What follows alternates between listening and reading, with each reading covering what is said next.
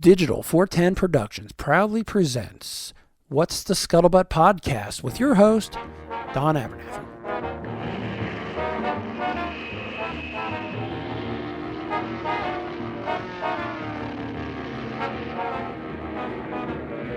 Hey everybody, and welcome to another episode of the What's the Scuttlebutt Podcast, your favorite World War II based podcast.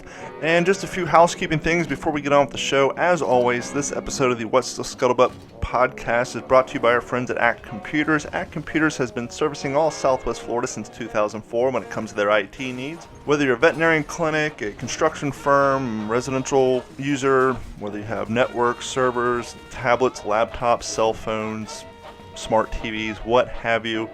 If it's tech related and you need it done, closed circuit cameras, smart TVs, ACT Computers has your back. Just give them a call at 239-283-1120. They can help you out with all of your IT needs. And I know what you're saying, Don, I love you. I want to help the show. I want to support your sponsors, but I do not live in Southwest Florida. How could I possibly use ACT Computers to help me? Easily. As long as you have internet connectivity and you're having some issues, give them a call, 239-283-1120. Hit them up via their Facebook page, and they can help. They can log into your computer using their software from their website, and they can help you with any issues you're having as long as your internet works. So you don't have to be a resident of Southwest Florida to use ACT Computers. Just give them a call, 239-283-1120. We have a few other ways to support the show. If you're in an active lifestyle, whether you're running like I do, you're going to the gym, you ride bikes, you weekend warrior, you play the flag football on the weekend, or your kids in high school or middle school, they're playing football, anything active related, sleefs.com. That's sleefs.com. Go there. They have the spats to put over your cleats. They got the pants. They have antibacterial, quick dry, UV protectant headbands. They have the buffs if you're a fisherman or a boater. Go out on the boat, you want to stay out of the sun. They have all that stuff. They got hats, socks, everything. Go to sleefs.com, use promo code D41040. That's D410, such as Digital 410 Productions, and 40 as in 40% off. So D41040 at sleefs.com. Use that promo code. Not only will you save 40%, but they'll kick me a few coins my way to help promote the show. So thanks so much for that. And if you don't need computer help, you're not into the active lifestyle, but you like to shop on Amazon, here's the easiest thing you can do. Go to d-410.com or WTSP World War II.com.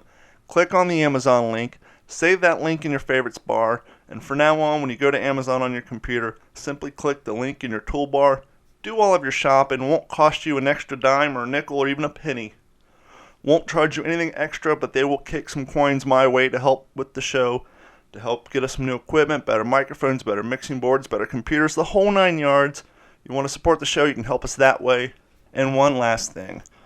If you really, really like us, you've already bought the t-shirts, and you want to help out more, go to our website, d-410.com or WTSPWorldWar2.com. Click on the Patreon link, and there's a couple of tiers. These are monthly-based subscriptions. I got the Dollar Baller. Honestly, I tried to make it 50 cents a month, but they won't let me go that low, so I made it $1 a month. You want to kick me $1 a month for a year? It's $12. Kick it my way. I'll love you for it. Got the Dollar Baller program. Now, if you're a listener of the Waterman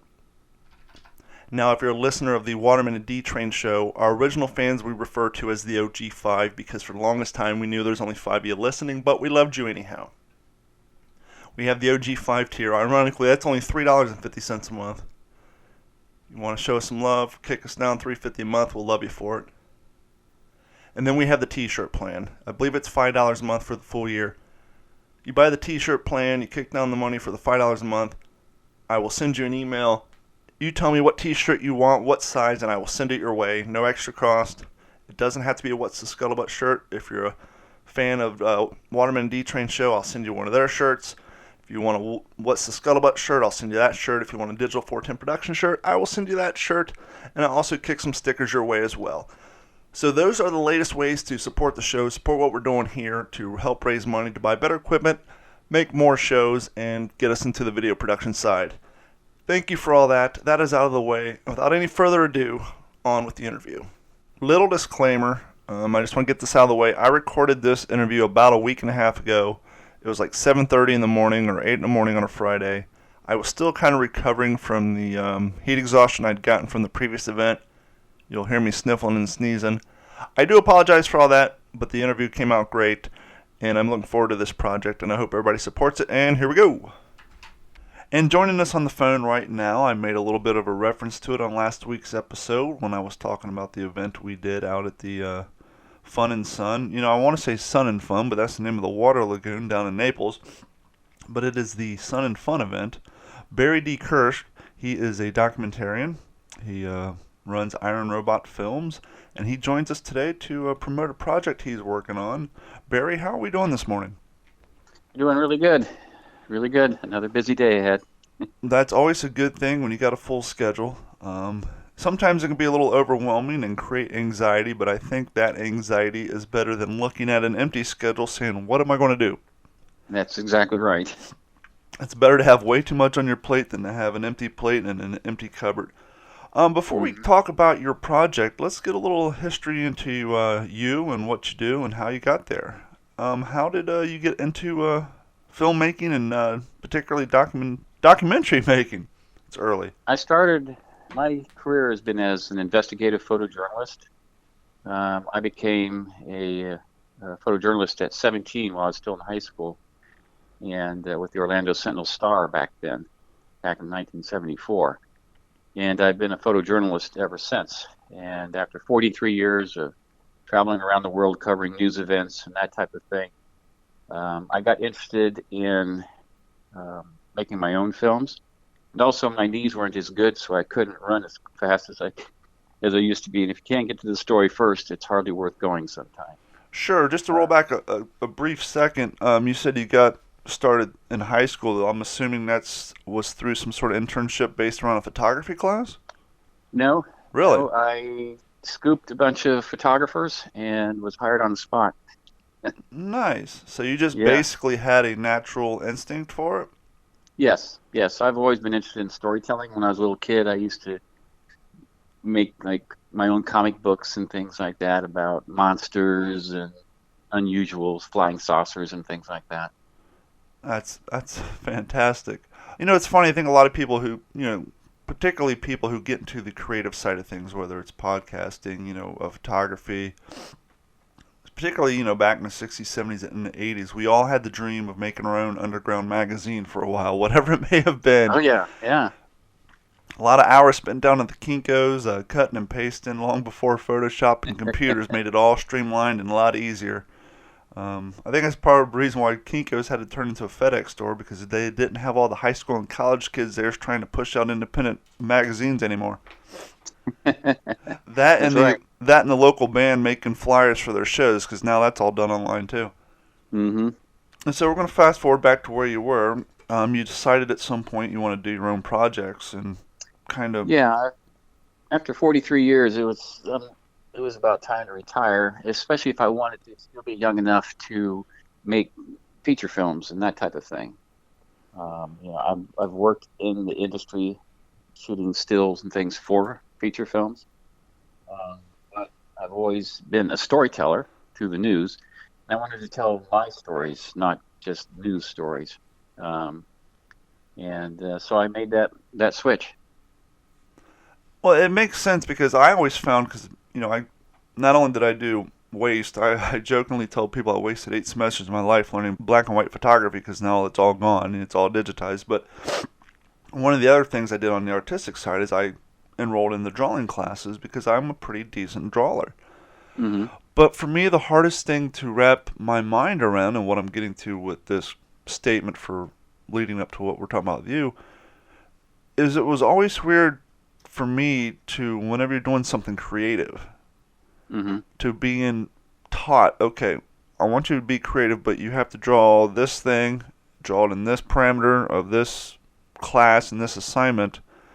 But most people who are creative, they have a hard time casting that creativity towards something that they're not particularly interested in.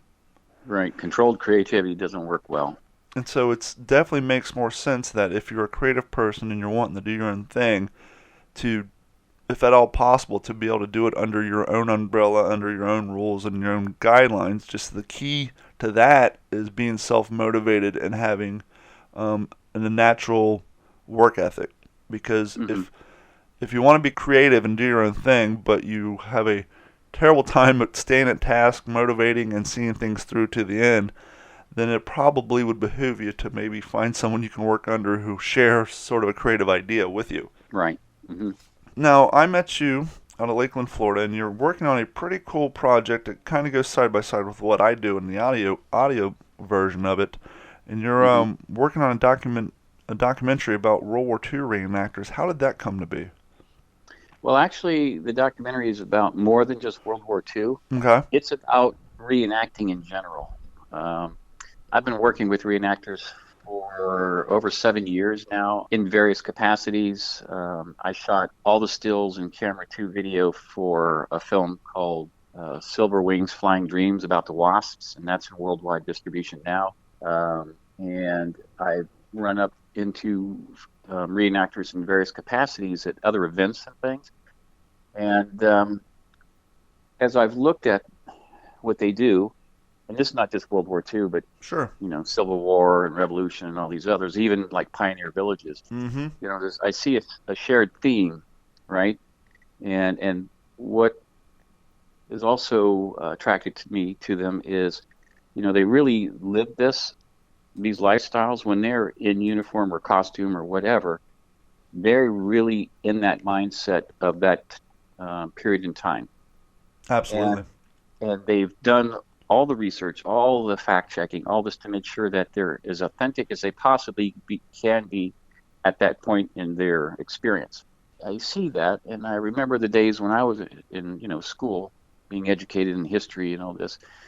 And you're sitting there and you're listening to blah, blah, blah, and you look at the book and it's a few pictures, and it's just, there's not much exciting about history, right? But we're here because of all the history that has gone before us. And the term that they're calling themselves now, a lot of them as living historians, that really brings it home. And it is living history. It's history brought alive. And I can't help thinking, but that if I had seen these kinds of things, reenactors doing their things, as a kid, it would have made history far more appealing, not just to me, but to everybody else, I would think. And that's important. It's important to know how we got to where we are. And I don't remember who said it, but if you're not a student of history, you're bound to repeat it. Absolutely. And when you're recreating, doing reenactments of wars and combat and stuff like that, it's fascinating to watch, but we don't want to, relive those things for real. No, absolutely not. Reenactment shows that, look at those cool tanks and stuff, but there's dead people laying in the field, right? Yeah. And that represents something that's significant, and we don't want to go there again. So the living history is a great reminder of the sacrifices that were made to get us to where we're at, and to maybe not do those kinds of things in the future. Well, interestingly enough, I think in 2019 it's even more important to try to build and maintain a living history community. Right. And the reason I say ironically is kids nowadays, they're all about the multimedia, about watching short things on YouTube. But once again, they're only interested in watching short things on YouTube that they already have an interest in. Right. And as I said on this podcast multiple times, so I won't go through the whole thing, but just for the purpose of this conversation, how I fell into living history and reenacting is, in my late 20s, I found I have an interest in the history, and I was reading books and watching shows and doing the movies. And one day I was just scrolling through eBay, and I came across a posting for an M1 helmet. Now, not knowing the difference between a front seam, rear seam, fixed bale, swivel bale, or any of the nomenclatures of what separates a Vietnam M1 helmet from a Korean War M1 helmet from World War II, it had what I like to call the nice price, and so I threw a bid out on it, and I got it.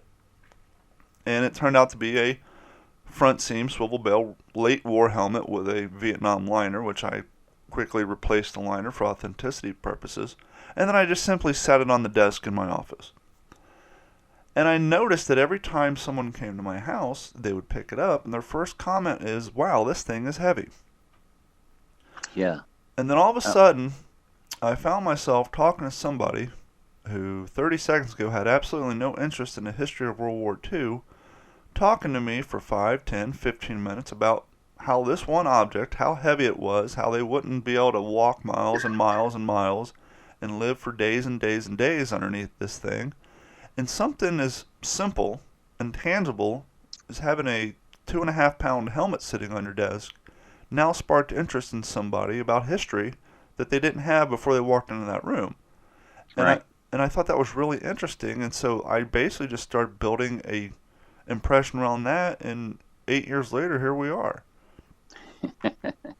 Yeah, that's how it starts. And kind of like you were saying, back when you're a kid, reading books, it's like, but having something tangible to pick up and being able to talk to, it just sparks the imagination, and it makes that education a lot more interesting to people who otherwise wouldn't really cared.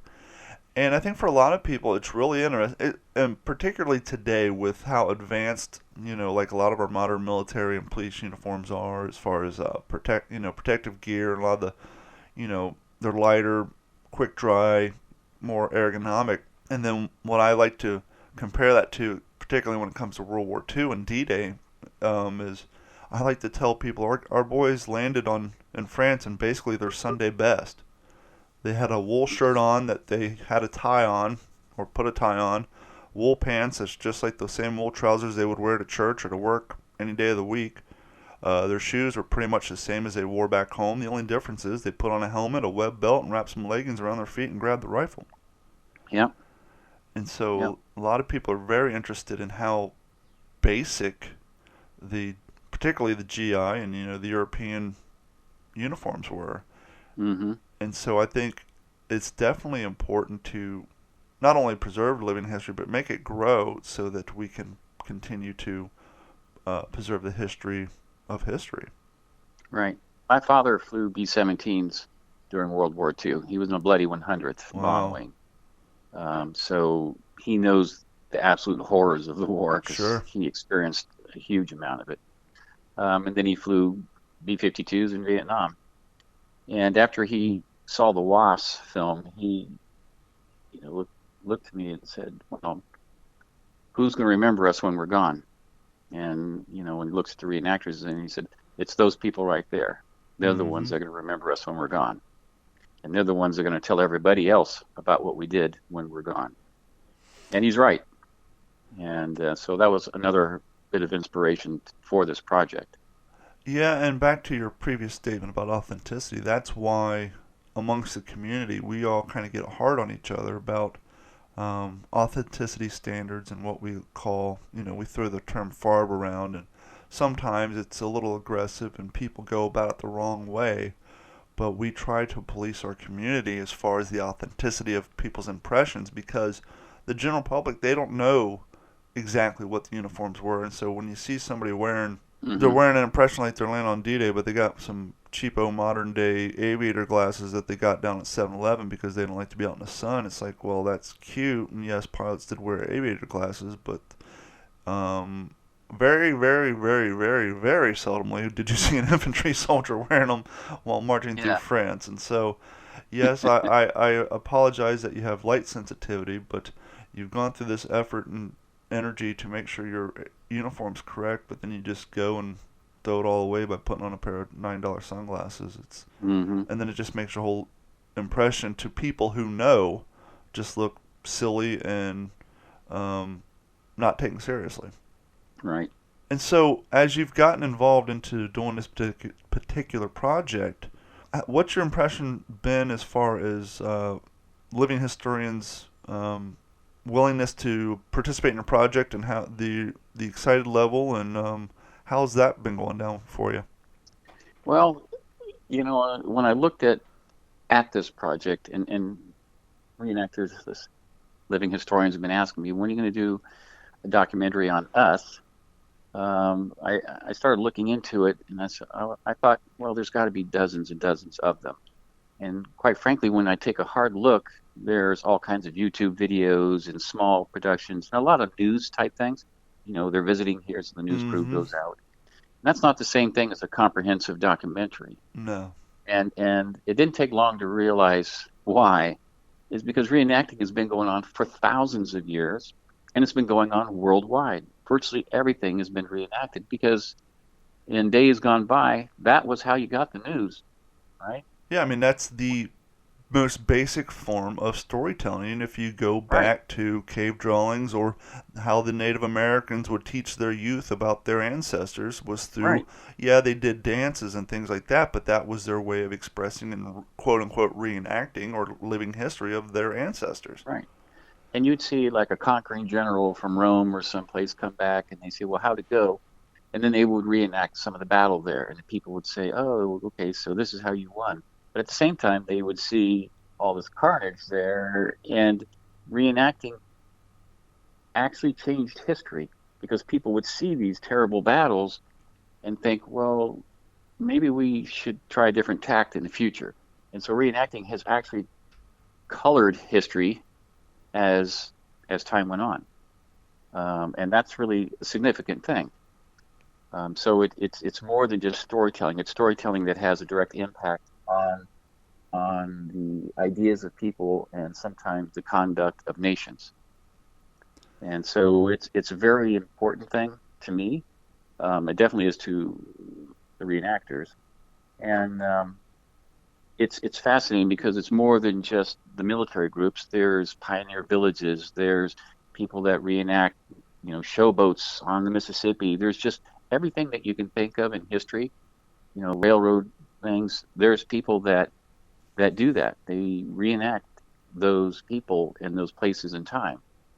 And so at any one time, history is being disseminated via these people worldwide. And it's really a spectacular story, but it's a very large one to cover. So the project's goal is to at least acknowledge the scope of what's going on and then kind of hone in on some different areas.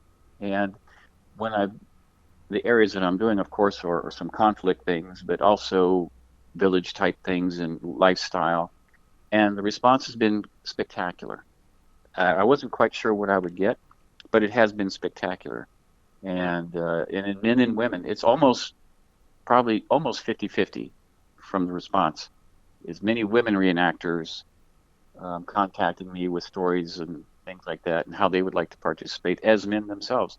And I find that encouraging as well because a lot of times children are involved in the reenacting and they grow up with it. So they come up, they grow up with a special connection and fondness for history. And I think that's a really good thing. Have you ran into any of this in your research? And to me, it seemed, and I've only been doing this for a short while, like I said, 8 years, but particularly over the last 2 years, because of how sensitive the public's getting, just about everything. Everything's being politicized, and you have Well, such a small group of people online that for some reason the news media feels represents a larger number than they actually do, that organizations start to get a little concerned. And what I'm getting at with this is I've been to 2 events within the last 2 years that were being held on public or government land where we were basically told, hey, go out and do your battle reenactment, but no one can take a hit. We don't want the public to be offended by seeing someone getting shot. I haven't run into that too much. And I come from the news world, Sure. and I've been in combat. And I mean, I've actually been shot. And, I'm not pulling the punches. Good news, if you're a good journalist, you're going to tell the truth. You're going to show the truth. And that was what I did. And one of the reasons I stayed in so long was because I always did. I don't pull any punches. If this is what happened, that's what you see, unless some editor somewhere edits it out. Sure. So in this project, people will see reenactments where people get killed on the battlefield and things like that, but they'll also see other things as well. And the point is, this happened, folks. This happened. You can't whitewash history. You can try, but if you do, the consequences aren't going to be good. And so people need to know what happened. A realistic picture of what those days were like. And there's more than, you learn a lot more about how harsh things could have been from these reenactments than just the fighting. Mm-hmm. I saw a thing from a Revolutionary War doctor, and he says there were no doctors during the Revolutionary War. There were surgeons because they didn't know anything about bacteria or loss of bodily fluids or anesthesia. They had, 3 minutes to save this person's life. Cut the leg, arm, hand off, whatever. If they could, in 3 minutes, versus trying to fix them in 15 minutes, that's 5 other people die. So those were harsh circumstances, and people don't realize, they didn't have medicine back then. No, they really didn't. So you learn a lot more about what conditions were like for everybody from the war thing, right? So you go in to see the war, but you learn so much more about medical history and all these other things. And, there's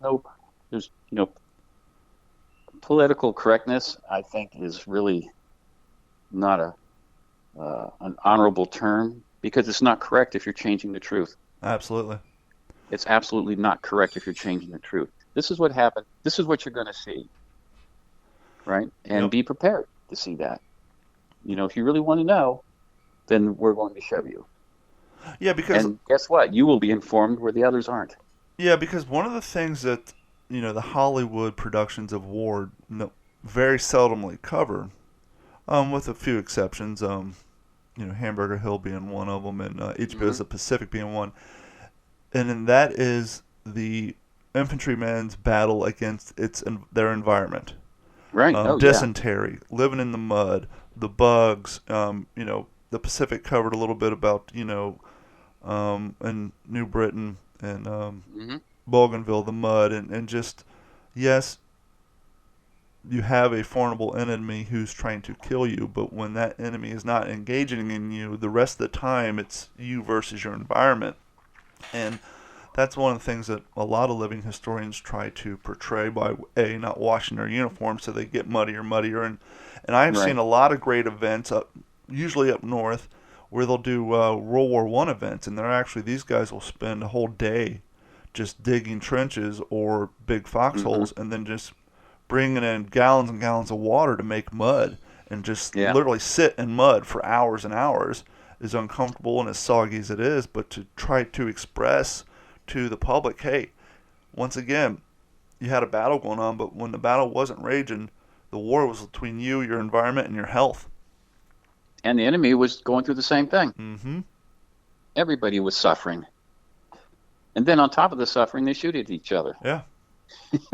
And then it's crazy. And if you're unlucky enough to take a hit, and if it didn't kill you instantly, a lot of times you're laying in that environment while definitely fighting for your life. So that's one of the things living historians also try to get across. Now, I want to back up a little bit. One of the other things, forgive my birds, it's early and they're waking up. One of the other things, at least not to badmouth the state-ran parks here in Florida, but back to the political correctness stuff and people getting offended by everything. We've lost, I think, 2, maybe 3 battle reenactments. Now, they still allow us to do the living history side, which is great, but unfortunately, a lot of the public, they like to show up for the bang bang and the smoke, and then they'll go talk to us afterwards. And if you don't have the noise in the battle, some people aren't even interested in coming out. But due to the politicizing of the unfortunate events such as school shootings and all these mass shootings, which are definitely terrible, and we don't want to overlook those things, there's basically a mandate put down in all Florida state parks that there can be no battle reenactments that are done using firearms that use cartridges, i.e. M1 Garens, M1 carbines, and all that. Now, the black powdered, Civil War stuff, the Revolutionary War, Spanish American, all that, that's fine. But anything that leaves a brass shell casing or resembles anything even remotely to a modern day rifle, they put a kibosh on. And so there was quite a few events this year that went from a living history aspect to including a reenactment down to just the living history side. And that as sad as it sounds, there are guys out there who, they like doing the reenacting, but they like the living history side, but they also like doing the reenacting side, and it's Right. going to be interesting to see what sort of negative effect that has on the events to come. Well, and I look at that, and I've read many things and written by other journalists, some of my friends, and their take, rightly or not, is that reenacting is shrinking, and it typically is geared towards Civil War reenacting. Yeah. Others seem to be growing. My feeling is that if the film is done right and portrays, what reenacting in living history really is about, that it can change some minds about those kinds of things. Because if you portray it, the documentary is its strongest argument. This is what they're really doing, folks. If you can't understand this, then what does that say about the country? Yeah. Oh, we're not very well educated. Well, yeah, maybe. But really put it out there. And once you hear it from the mouths of living historians, and you see what they're doing and how this, because it's all educational, really. I mean, it's entertaining, but it's educational. And really, one of the best ways to learn is to be entertained, right? Yep. There's nothing wrong with saying, wow, that was really cool, and I learned so much. Those two statements go hand in hand. That's really a great thing, right? Yeah. And that's what reenactors do. They make it enjoyable. It's entertaining to learn these things. But if you restrict them, then you're taking a lot of the history out of history. They weren't just walking around in uniforms just to walk around in them. They shot, right? Yeah. And people were shot. And that's just the plain truth of it. And if you don't like that, we're still got people in Afghanistan and places. Yep. So come on, folks. And I think Let's a lot of get with the real world. Well, and I think a lot of those people who make those policies, knee jerk or not, obviously they don't know us. They don't know Right. They don't know the financial investment behind this, let alone the hours and hours and years upon, as you open up this interview with, the research. Right. Anytime I do leisure reading, I'm not reading comic books. I'm not reading fiction. Every book I own is World War II based. It's a history book. Most of them are biographies because I enjoy the first-hand side of the story more than I do the logistics and the date side. But I have that stuff as well. Mm-hmm. But the amount of financial investment and time investment to make sure everything is right so that we can come out and educate the public for free. We don't get paid to be there. At least most of us don't. Obviously, if you have a large, tanks and what have you, sometimes you'll get a little bit of grant help as far as transportation goes and all that. But I'd say 99.8% of us aren't paid to be there. Actually, we spend money driving hours and hours and gas and food and all that. So on top of our uniforms, every time we do one of these, we're spending our own money to get there, and we don't mind. That's what we're doing this hobby for. And then to have certain things taken away from us just because of a news cycle or some horrible, tragic events. I'm not trying to downplay any of these events by any means, saying, well, who cares? They're taking, trust me, I completely get it. But it's just kind of let's not throw the baby out with the bathwater. Right. And part of like I say, part of the point of this film is to show those things that you just talked about. All the hours that countless thousands of tens of thousands, maybe hundreds of thousands of people around the world are all doing the same thing, trying to get it right for their particular impression in their country in their particular time, period in history. So with all this work going out there, and I'm assuming that they're probably not getting paid either, no matter what country they're in or what they're doing. This is an amazing resource that's not being tapped nearly enough. And the dedication these people put into this stuff is really one of the few things that are keeping accurate history alive, because books are being revised by, Texas doesn't want this or that, so they change it. Well, but this is the truth, and that's not. You know, a reenactor is not going to say, well, I'm going to do the new version. They're going to do what happened. Yep. And they are always going to do what happened. And so this whole reenacting living history thing needs to be not only protected, but actually nurtured and encouraged to grow. And I'm hoping, the hope is that this film helps change attitudes about people, number one. Number two, they find it entertaining enough and say, you know what, I want to do that too, right? Because I learned so much. And they seem to have fun. And it's hard. But at the end of the day, you can say, man, I sweated and worked for all this time to make this. I went to this event. It was hot out there. It was cold out there. It was rainy out there, kind of like in the news business. But at the end of the day, we've done our thing. People watched it. They were entertained. They learned. We had some great conversations. And it's all worthwhile. And so then they think about that. And next time something controversial comes up that maybe they have to vote on, that little bit of thing will be in their head, in the back of their mind, and they'll say, yeah, I think this is really the right thing to do.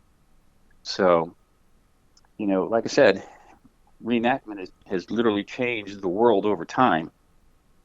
Maybe more so in the past when that was all they had to look at than today. But it's just as important now, if not more so, because decisions can be made much quicker now than they used to be. So, yeah, and kind of like you were. We want to portray an accurate view of a few people in this thing. You know, follow them around, watch them go through all the struggles that they do, trying to make the thing right. And then, you know, go out there and live that reenactment with them.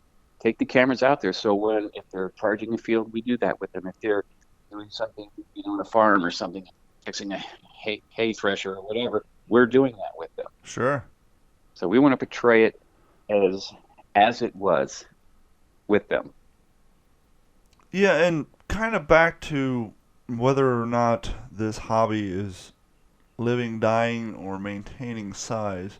I've also mentioned this in the past. I think as time progresses, I think living history will probably not only stay strong, but I think we might see, and it may be a short-lived boost, but I can't help but look at the cosplay community.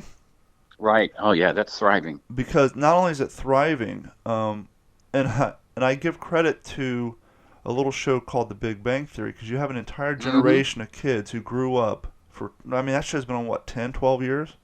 Yeah. You have kids in their 20s now who's been watching that show since they were 12, 10. And, you know, for old guys like you and me, you know, when we see that, it's supposed to revolve around nerds. Now, you can't have a bunch of Revenge of the Nerds style nerds on TV, and so they kind of class them up a little bit. And I often give that show credit to the trend of skinny jeans back in the early 2000s, because once again the production was trying to make these guys look like dorks, but not super dorks.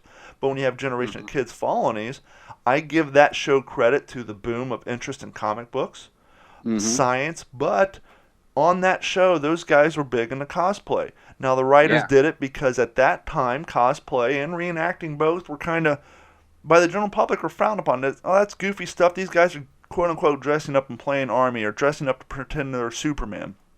And so when that show first came out, cosplay wasn't super big and socially acceptable. And let's be honest, reenacting is kind of, by people who've never been to an event or don't know reenactors, when you tell them you reenact, like, oh, you're one of those weirdos who dress up and play army on the weekend.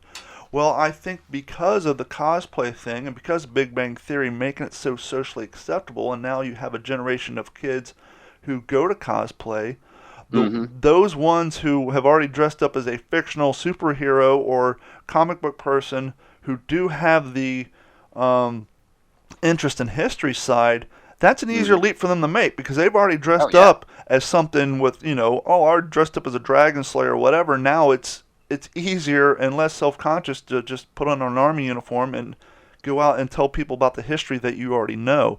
And so, interestingly, I think cosplay will definitely help the living history community. Yeah, and they're already used to, you know, spending agonizing hours trying to get their costume right. The research. I've covered quite a few cosplay events for the news. And one thing that has really grown out of cosplay is an interest in robotics, because they get into these big mechanized things like from Transformers, Mm-hmm. and they move around, and you see these guys making these things, and they're actually sitting there doing engineering, right? They're engineering parts and things and motors and stuff that make their costume move. So that right there, is an amazing fact that people would go to that length to learn robotics and motors and all this stuff to make a costume work. So having that capability behind them and that experience, like you said, they're going to carry that precision and that interest in authenticity over to their other types of reenacting. So, Well, and while we're on the subject, just because we're talking about something as, interesting as taking a fake fantasy idea and it inadvertently, let's look at steampunk. You got some young yeah, kids, particularly girls, they see these photos of steampunk and they start researching their outfits, and next thing they know, they're digging through antique stores and they're looking at the history of, okay, what was the clothing like back then, and all of a sudden now they're starting to educate themselves on history from back in the 1800s. They're finding themselves digging through antique stores, and yes, they're looking for something of a particular look, but as other living historians do, and anybody who starts getting into something of a particular time period, your interest doesn't just stay focused, laser focused on that one thing. Yes, you're still in there, but you're going to start finding, oh, hey, check out that fan. Yes, it's not steampunk, it's from the 50s, but that's a cool fan. I think I'm going to buy that. Or, hey, I'm interested in this glassware from the 40s. And so yep, they might take something as, how'd you get into antique shopping or picking? And I was into steampunk when I was 16, and I was looking for goggles, and I just started going to antique stores and just fell in love with history and antiques. And so yeah, something like that, it takes people down so many different avenues that I right. think it'll help. Something like steampunk has probably helped in other aspects as well. Mm-hmm. Mm-hmm. Sorry about that. I'm fighting dehydration again still.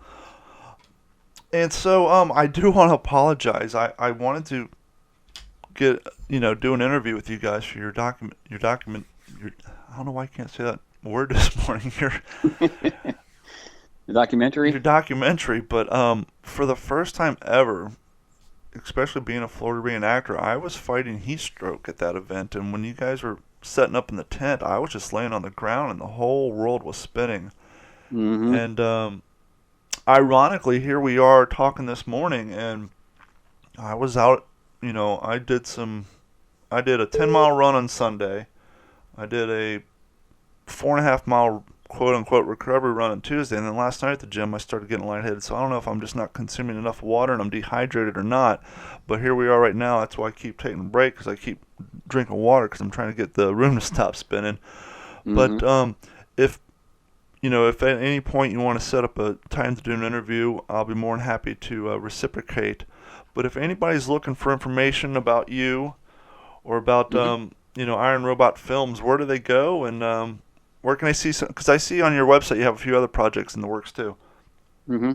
Yeah, we're in the middle of wrapping up a History Channel project. We're we're doing that later in May up in Philadelphia.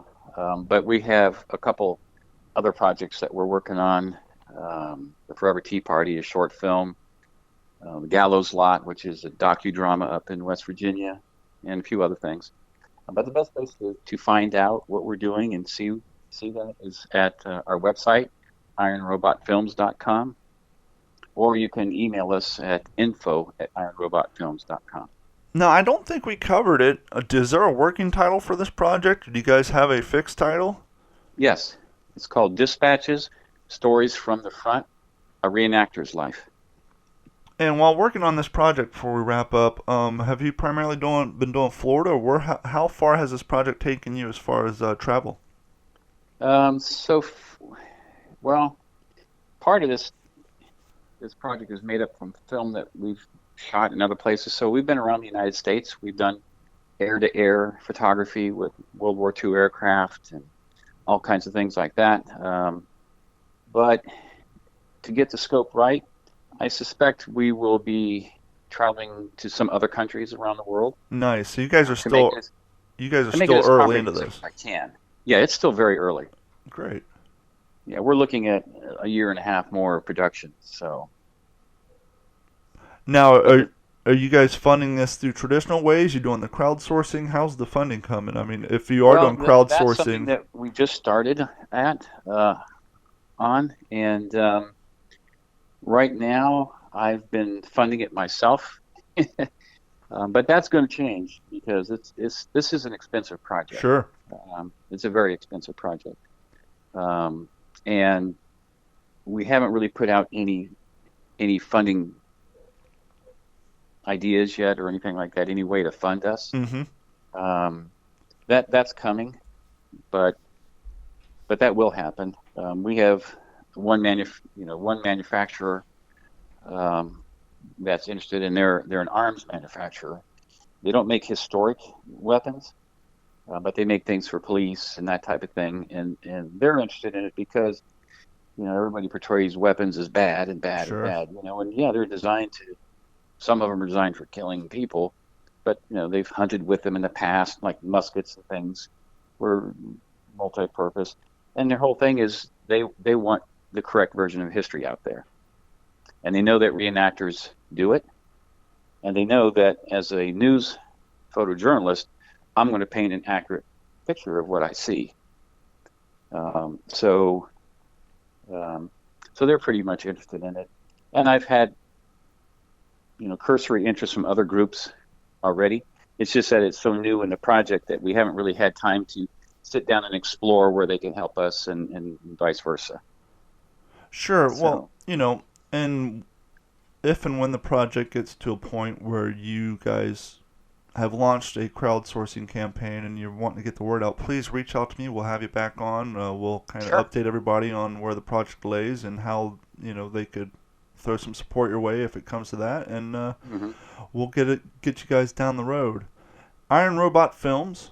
He is the Chief Imagination Officer, Barry D. Kirsch. Barry, thank you so much for your time. I'm so excited to hear someone putting forth a full, in-depth, desire to put a project together such as this. Because, like you said, other than a few reenactors carrying around some GoPros and rudimentary trying to do some stuff on their computers, and with the exception of maybe Micro doing an episode on Civil War reenacting with some of my friends called "Hey, Someone's Got to Do It," there's not been a whole lot of in-depth look at all into this hobby and this lifestyle. And we appreciate everything you're doing, and thank you so much for your time. Well, thank you for having me on the show. I appreciate it. Okay, cool.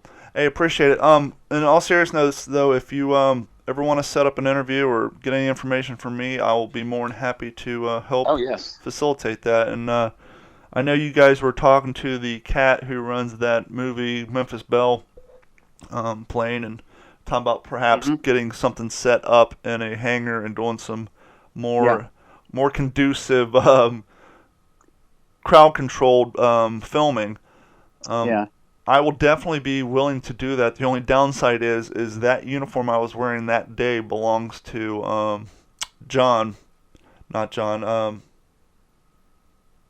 Yeah, it belonged to one of the other gentlemen, and it just happened to Hmm. fit me. So, but I'm sure I'll be able to get up there because obviously, doing those impressions, we need the numbers because of how many crewmen they had on this plane. Right. And so, but I Yeah. also do 82nd. I do a lot of Marine Corps stuff. Interestingly enough, when I got into all this stuff, it was the PTO that sparked my interest. But I went out and got a Marine Corps uniform, put it all together without doing any research, and finding that Pacific reenactments at the time were few and far between, just because we didn't have any enemy. So that's Right. how I got into doing the European stuff. But Hmm. yeah, if you ever need any help or you're looking for some interviews, just let me know and we'll arrange something. I will. That hangar that we were talking about is one that we used in the Wasp film, Oh, cool. and so we had a bunch of. It's the Warbird flying experience down there in Kissimmee. Nice. So we had that entire hangar with all the planes in there. We had 7 Wasps that we filmed. 5 of them have since passed away. I took the last photos of most of them. and we did the interviews in there. And, we were nominated for an Emmy for that film. Beautiful. We also won the Silver Telly, which is the highest Telly award you can win. And so that film has been received really well. And it is a beautiful film. And if you look at it, all the stills in there, other than like old historic pictures, I shot. And then some of the camera 2 stuff, B-17 taken off, I shot all of that. Beautiful. So we're carrying over quite a few of our connections to military reenactors as far as aircraft goes and those companies. So we have interest, from them in this project as well, because we've worked with them before. Great. So that's a real plus. Well, I'm definitely interested. I actually started on this podcast when I actually worked in terrestrial radio for 5.5 years. And I do multiple podcasts, but this particular one, when I started, the whole idea was to interview World War II vets. Mm-hmm. Which I've been able to interview 5 of them, but as you know, they're getting harder and harder to find because we're fighting history. So with that being said, keep my information, and if you ever come across a vet in your travels who's willing to do a phone interview with me, please send them my way, because my key, this is kind of because of how hard it is to find, vets, and not even just vets. I'm also looking for women who are alive during the time, who can remember what it's like, on the home front.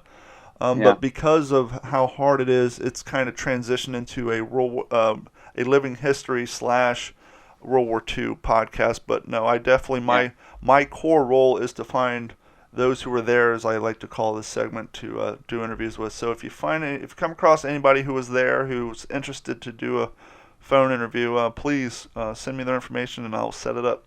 I will. We interviewed Mario Petrino. I don't know if you saw that interview. No. He was F Company of the 506th. Nice. With the Band of Brothers. He was the guy in the film that rode the white horse. Okay, yeah. So I got an interview with him. He has since passed away. And then my father, like I said, he flew B-17s and B-25s during World War II. He participated in the bombing of Dresden and all those things. Is he still with us? No, he passed a couple years ago. Yeah, my grandfather worked. He was instrumental in helping me decide to do this project. Sure. And he also helped with the WASP project as far as his experience with them. It was interesting because he flew B-17s during the war, and my mom worked at Westinghouse making the headsets that he wore flying the B-17s. That's beautiful. Yeah. That's so nice. Yeah. My grandfather worked grave registration in Europe. Unfortunately, he passed early. He passed in early 2000s from health complications and all that. But obviously, working grave registrations, you never really told any history about what you did over there. My uncle has most of his spring homes. My mom did give me, the one thing my mom gave me that he brought back is he brought back one of the first aid emergency kit boxes that would mount up underneath the dashboard of the Jeeps. And so I have that sitting in my office here. Wow. And the Army dog tags I wear when I do my Army impressions are exact reproductions of his. My aunt sent me a photo of his, and so I basically had reproductions. And the interesting thing I learned when doing that, and I've never asked anybody, unfortunately my grandmother has since passed away, and she passed away before I figured this out, but on his dog tags he had his father-in-law, i.e. my grandmother's father, listed as his next of kin, opposed to any of his family members. And now I know he was originally from a small coal mining town in eastern Kentucky, and whereas his father-in-law was more prominent and from Cincinnati, so I don't know if maybe he did that because he figured he'd be easier to get a hold of, or if he had a falling out. But I just thought that was interesting that he would have his father-in-law listed as his next of kin on his dog tags. Yeah, I've got a lot of my dad's World War II uniform things. I've got a full flight suit from his B-52 days.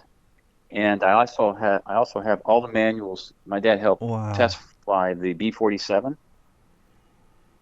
and I've got all the manuals. They're in pristine condition from that plane. You definitely got to keep that climate control and away from the bugs and the moths and all that. Oh yeah, it's sealed. It's sealed. We're getting ready to take it. I'm headed up to Savannah in the not too distant future, and we're going to take it up to the 8th Air Force Museum there. Beautiful. They have a B-47 restored there. Nice. And said that they would love to have that stuff to put it on display. Yeah, I've talked about in the past episode too. A lot of people who go to museums, they don't understand why no flash photography or why it's so dark in there. Right. And I learned this the hard way. I went on eBay and I bought this. I'm looking at it now. This beautiful propaganda poster from the Pacific War. The family who owned it had a pharmacy and they hung it up. And after the war, they folded it up and put it away. And so I got that thing for like $15, but I wanted to display it. But I knew in order to display it, I needed to protect it. And luckily, I do computer work, and so I do work for a framing company. And so they gave me a decent price. But in order to get this thing framed in UV protectant glass, acid-free paper, and all that, and I now have a $15 poster hanging in a $130 frame after my discount. So yeah, well, that's people don't realize that's the way it works. People don't realize the cost that goes into preserving paper. Oh yeah, I've got my father's original banner that was hung in my grandparents' house from him, while he was serving. They had, with the star on there and all of that. Yeah, the blue star. Yep. So. Well, thank you for your time, sir. All right. Thank you. Bye. And I just want to thank once again Barry D. Kirsch, Chief Imagination Officer of Iron Robots Films, for stopping in and hanging out with us for this episode.